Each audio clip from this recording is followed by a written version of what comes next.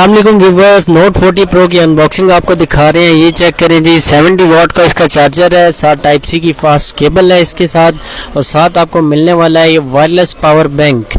और इसके साथ साथ आपको मैं दिखाता चलूँ, ये इसकी पैकिंग है वायरलेस पावर बैंक की। साथ आपको गिलास प्रोटेक्टर भी मिलने वाला है, बहुत ही ज़बरदस्त किस्म का एज वाला। और ये आपको दिखाता जा रहा हूँ मैं, इसका कवर है मैग सेफ वाला कवर है। इसके बैक पे आप वायरलेस पावर बैंक भी लगा सकते हैं। और ये फ़ोन आप चेक कर लें, बहुत ही ज़बरदस्त किस्म की इन्फिनिक्स ने इस फ़ोन की लुक निकाली है। ये मैं आपको ऑन करके चेक करवा रहा हूँ। ये चेक करें जी, बहुत ज़बरदस्त फ़ोन लॉन्च किया है इन्फिनिक्स ने।